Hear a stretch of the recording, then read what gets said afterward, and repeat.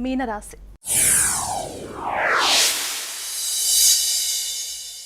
మీనరాశి వారికి ఏ విధంగా ఉండబోతుందంటే, కుజుడు వెళ్ళిపోతున్నాడు అమ్మాయ అని వీళ్ళు రిలాక్స్. ఇప్పటి వరకు ఒక ఎత్తు, కానీ కుజుడు ద్వితీయంలోకి వెడుతున్నాడు. ఎక్కడికి వెళ్ళిపోతున్నాడు అనుకుంటున్నారు?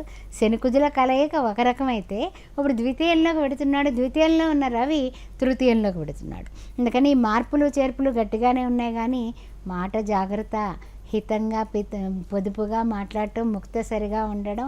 ఈ కుజుడు ఉన్నంతకాలం మన నోరు మనము తాళం వేసుకునే కూర్చోవాలి. ఆ విషయం మర్చిపోకుండా సుమా. తదుపరి చూస్తున్నట్లయితే కనుక తృతీయంలో ఉన్నటువంటి శుక్రుడు కూడా అర్ధాష్టమ దోషంలోకి వెళ్ళబోతున్నాడు.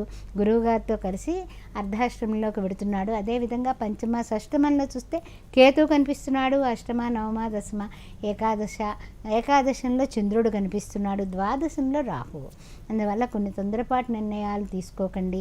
అనవసరమైన ఖర్చుల వైపుకి వెళ్ళకండి. అవసరమైతే ఖర్చు పెట్టండి, అనవసరమైతే విపరీతమైన షాపింగ్లకు వెళ్ళకండి. మాల్స్కి వెళ్తే మొత్తం జేబు చిల్లడిపోతుంది. అందుకని జాగ్రత్తగా ఉండండి. ఉద్యోగస్తులారా, వ్యాపారస్తులారా, అన్ని విధాలా కూడా ఆర్థిక పరిస్థితులు బాగుంది. ప్రయోజనాలు చూస్తున్నట్లయితే కుటుంబ వ్యక్తులు అందరూ కూడా మీకు కలిసి వస్తారు. అదేవిధంగా ఆరోగ్యం బాగుంటుంది. ఇంకంతకన్నా ఏం కావాలి చెప్పండి. అమ్మ, మీనరాశి వాళ్ళు చేసుకోవాల్సిన పరిహారం.